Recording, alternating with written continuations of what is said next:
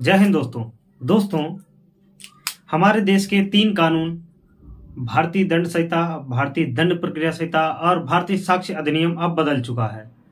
अब बताते हैं आपको ये क्या हो गए हैं। सीआरपीसी 1973 और 1998 जो कि बीएनएसएस हो चुकी है, भारतीय नागरिक सुरक्षा संहिता 2023, आईपीसी 1860 जो कि अब बीएनएस भारतीय न्याय संहिता 2023 हो चुकी है, और इंडियन एविडेंस एक्ट भारतीय साक्ष्य अधिनियम 1872 अब हो गया है भारतीय साक्ष्य अधिनियम 2023 हो चुका है। दोस्तों, हाल फिलहाल में सरकार ने अगस्त में ये तीनों कानून पेश किए थे, लेकिन कुछ त्रुटियां होने के कारण इस कानून को न्याय कमेटी के पास भेजा गया। उस कमेटी ने इसको पुनः ड्राफ्ट करके वापस लोकसभा और राज्यसभा में इस बिल को पेश करने का आग्रह किया, और उस आग्रह पर भारत सरकार ने बीएनएसएस सेकंड बिल दिसंबर में पुनः पेश किया और 25 दिसंबर 2023 को इस पर राष्ट्रपति के हस्ताक्षर भी हो गए हैं। दोस्तों, यह आपराधिक प्रक्रिया संहिता 1973 को बदलता है, और बीएनएसएस सेकंड की प्रमुख विशेषताएं कुछ इस प्रकार हैं। जो सीआरपीसी है उसके कुछ प्रावधान हमारे क्रिमिनल प्रोसीजर कोड में नहीं थे, उसको अब भारत में लागू किया गया है, और लॉर्ड मैकाले द्वारा बनाए गए तीनों कानूनों जो कि पुराने कानून थे, आईपीसी थी, सीआरपीसी थी, एविडेंस था, उसको अब खत्म करके नए कानून लाए गए हैं, जो कि अब भारतीय से शुरू होंगे, जो 2023 में 25 दिसंबर 2023 को राष्ट्रपति के हस्ताक्षर से प्रमाणित हो चुके हैं। क्योंकि हस्ताक्षर के बाद ही इन कानूनों को देश में भारत सरकार नोटिफिकेशन जारी करके लागू करेगी। अब देखिए इसके प्रमुख विशेषताएं क्या क्या हैं। तो इसमें यह 7 साल या उससे अधिक अपराध की सजा वाले अपराधों के लिए फॉरेंसिक जांच को अनिवार्य करता है। पहले जो 7 साल या उससे अधिक सजा के जो कानून होते थे वो सिर्फ साक्ष्य अधिनियम के आधार पर जो भी गवाह सबूत पेश होते थे उनके आधार पर उस जो दोषी व्यक्ति होता था उसको सजा मिलती थी। लेकिन अब 7 साल के जो भी अपराध हैं उनमें फॉरेंसिक जांच अनिवार्य कर दी गई है। नेक्स्ट देखते हैं।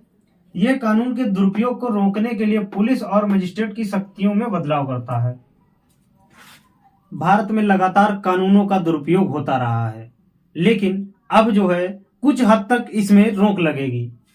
तीसरा देखते हैं। यह बढ़ते हुए दंड के साथ साइबर अपराध, अभद्र भाषा, राजद्रोह, आतंकवादी जैसे नए अपराध इसमें शामिल हुए हैं।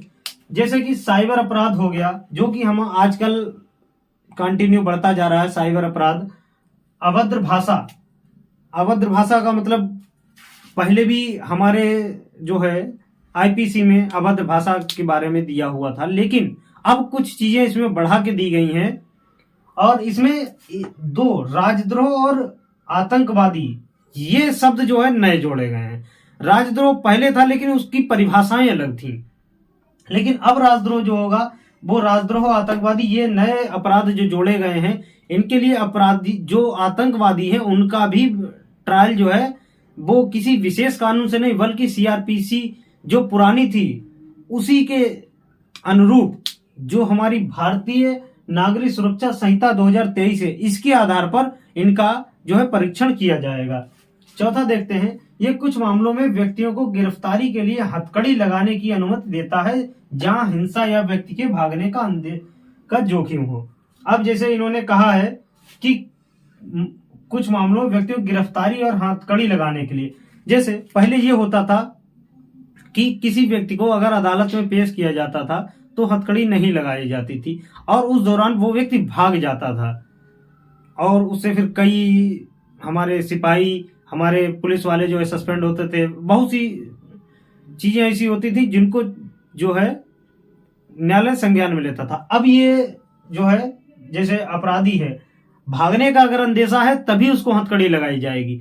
अगर कहीं जहां हिंसा कहीं हो रही है वहां पर हथकड़ी लगाना जरूरी है ताकि व्यक्ति हिंसा से बचे।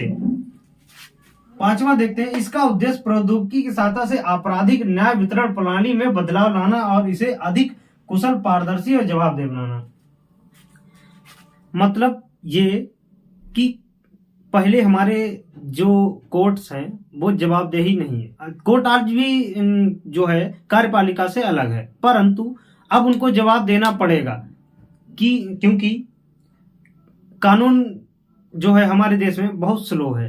लॉर्ड मैकाले द्वारा बनाए गए कानून सिर्फ अंग्रेजी शासन को संचालित करने के लिए थे, जो कि भारत लगातार अपने जो है कानूनों में बदलाव नहीं करता था। कभी भी बदलाव होता था सिर्फ संक्षिप्त बदलाव कर दिया जाता था। उसमें जो है कुछ सेक्शंस बढ़ा दिए जाते थे, कुछ घटा दिए जाते थे, लेकिन अब पूरी तरीके से इसको बदल दिया गया है। जो धाराएं थी वो भी बदल दी गई हैं। कुछ प्रावधान ऐसे हैं जो कि पुराने हैं, बाकी ज्यादातर नए हैं। और जिन कानूनों को बढ़ाया जाता था अब उनके सेक्शन अलग कर दिए गए हैं।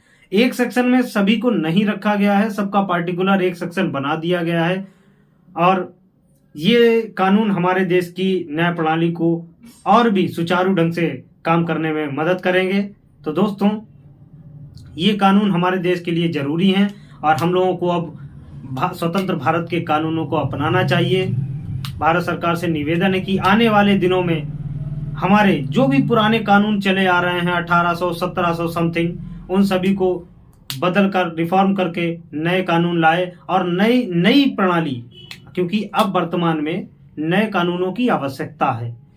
बहुत सी ऐसी चीजें हैं जो हमारे पुराने कानूनों में नहीं है। जो हमारे पुराने कानूनों में जो नहीं है उसको अब नए कानूनों में हमको लाना चाहिए और भारत को स्वतंत्रता का अनुभव कराना चाहिए। जय हिंद, वंदे मातरम।